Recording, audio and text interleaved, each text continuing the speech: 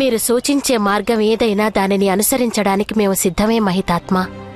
కానీ ఒక సందేహం. యమధర్మరాజు ఏమి చేయగలడు?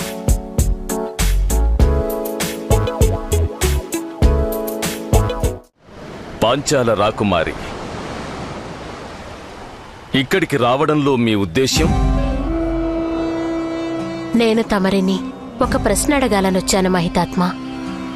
నేను మీరడిగే ఏ ప్రశ్నకు సమాధానమిచ్చేందుకు బద్ధుడను కాను. పాపుల మనస్సును సమాధానపరచి వారికి నివృత్తి చేసుకునే మార్గాన్ని చూపడం మీ వంటి మహాపురుషుల కర్తవ్యం కాదా? మీరందరూ చేసిన పాపకార్యాన్ని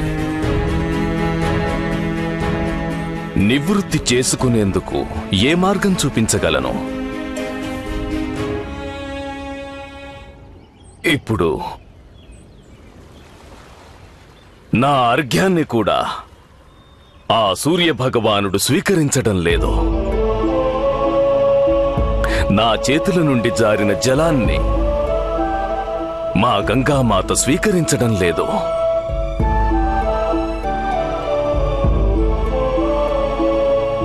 రాకుమారి,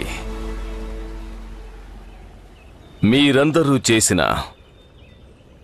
పాపం యొక్క గ్రహణ ఛాయలు హస్తినాపురిని అలముకున్నాయి.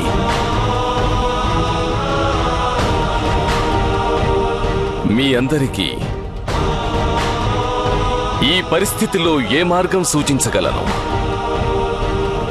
మీకు కేవలం మృత్యుదేవత యముని మార్గాన్నే సూచించగలను. మీరు సూచించే మార్గం ఏదైనా దానిని అనుసరించడానికి మేము సిద్ధమే మహితాత్మ.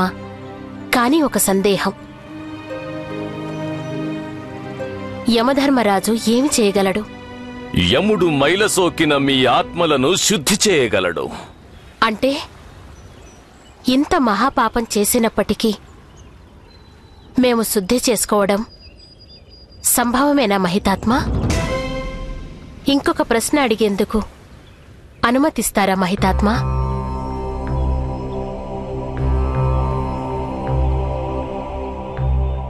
ఆ యమధర్మరాజుకు మారు పేరు ధర్మం కాదంటారా? ధర్మ మార్గమే సదా యముని మార్గం కాదంటారా? నీవు నాతో వాదిస్తున్నావు రాకుమారి. నీకు నిజంగా ధర్మం తెలిసి ఉంటే అధర్మం చేసేదానివే కాదు. ధర్మం తెలియని వారు ధర్మ మార్గంలో ఎలా నడవగలరు? అందుకు పరిష్కారం కోసమే తమ సన్నిధికి వచ్చాను మహితాత్మ.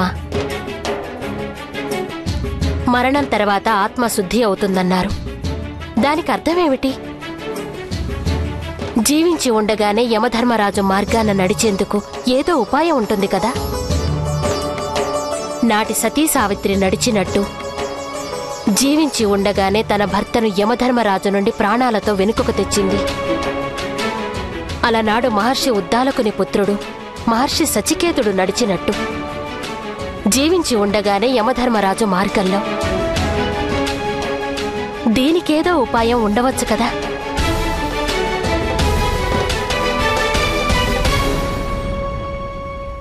స్వర్గంలో యముడు ఉన్నట్లు ఈ భూమిపై కొన్ని నియమాలున్నాయి. కమలం బురదలో వికసిస్తుంది ఎందుకంటే కమలం కాండంపై శాఖలనేవి ఉండవు. అందుకే అది ఇటు అటు వాలదు, నేరుగా పైన ఆకాశం వైపు తిరుగుతుంది.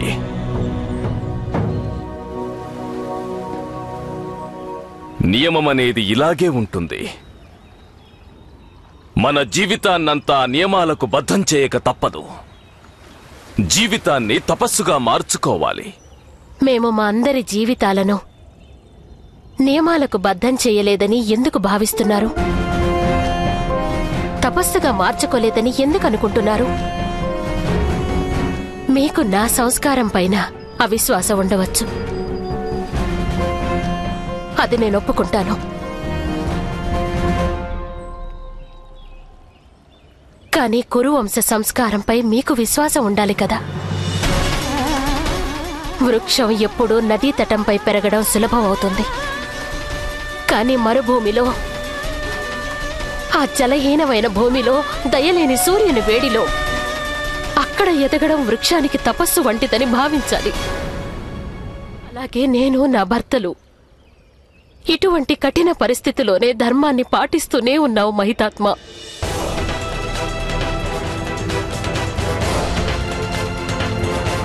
మీరన్నారు కదా, మా అధర్మం కారణంగా తమరి అర్ఘ్యాన్ని సూర్యుడు స్వీకరించలేదు అని.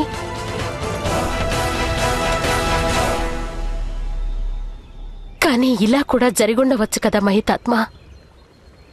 మీరు పాండుపుత్రుల పవిత్రత పట్ల సందేహం వ్యక్తం చేసి మీరే అధర్మం చేశారేమో.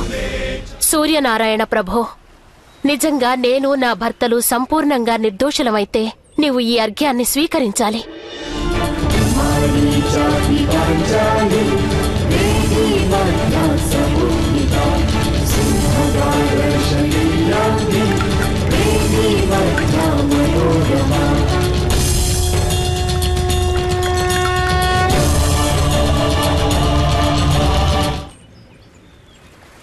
తమకో విన్నపం మహితాత్మ.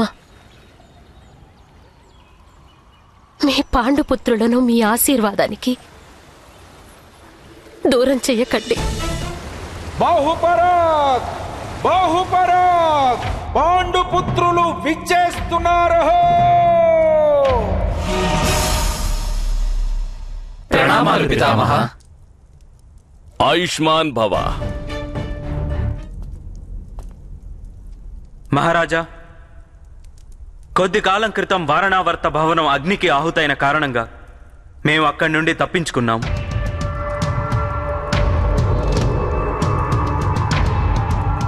ఈ కారణంగా మేము హస్తినాపురికి దూరంగా ఉండాలని నిర్ణయించుకున్నాం.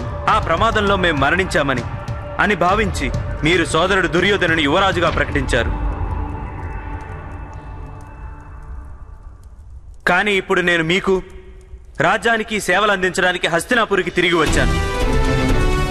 పెద్ద తండ్రి, పాత భవనం ఉండగా ఆ భూమిపై నూతన భవనాన్ని నిర్మించడం సాధ్యం కాదు. పాత పంటల కోతలు అయ్యే వరకు ఆ పొలంలో కొత్త పంట వెయ్యడం సాధ్యం కాదు. ఇదే విధంగా పెద్ద తండ్రి, మొదటి యువరాజును నేనుండగా ఇంకొక యువరాజును నియమించడం ఉచితం కాదు. మీకు నేను విన్నవించుకుంటున్నాను,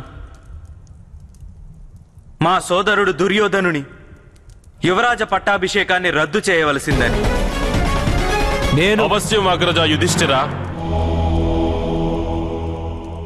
నిజానికి మీరు రాగానే నా యువరాజ పట్టాభిషేకం దానంతటదే రద్దయిపోయింది. మీకోసం నేను నా ఈ సింహాసనాన్ని వదులుకుంటున్నాను. ప్రణామాలు అగ్రజ యుధిష్ఠిరా. విచ్చేయండి అగ్రజ యుధిష్ఠిరా. కానీ నా ఈ ప్రశ్నకు సమాధానం ఇవ్వండి యువరాజా. ఒక భర్త జీవించి ఉండగా ఇతర పురుషులతో సంబంధం కలిగిన స్త్రీని అనాచారి అని అంటుంటారు. ఆర్యావర్తంలోని అన్య రాజ్యాలలో ఇటువంటి స్త్రీలకు కారాగార వాసం విధిస్తారు. ఒకవేళ ఇటువంటి సమస్య మీ ముందుకు వస్తే మీరెలా న్యాయం చేస్తారు యువరాజా? మరి ఒక ప్రశ్న, మన రాజ్యంలో సేనాధిపతి ఎంతటి పరాక్రమవంతుడైనా ఒకవేళ వాడు అనాచారి అని రుజువైతే వానికి దండన లభిస్తుంది. న్యాయాధీశుడు ఒకవేళ అనాచారం చేస్తే రాజు వారికి కూడా దండన విధిస్తారు.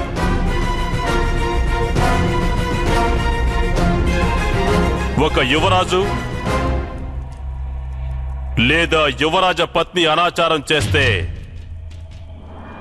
వారికి దండన విధించడం ఉచితమంటారా,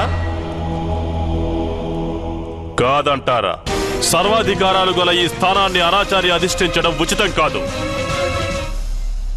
ఒక యువరాజు కూర్చునే ఆసనం వంటి పవిత్రమైన లేదా అంతకంటే ఉన్నతమైన ఆసనంపై ఒక అనాచారిని నియమించడంలో ఔచిత్యం ఉందా? నా మనసును సమాధానపరచండి యువరాజా.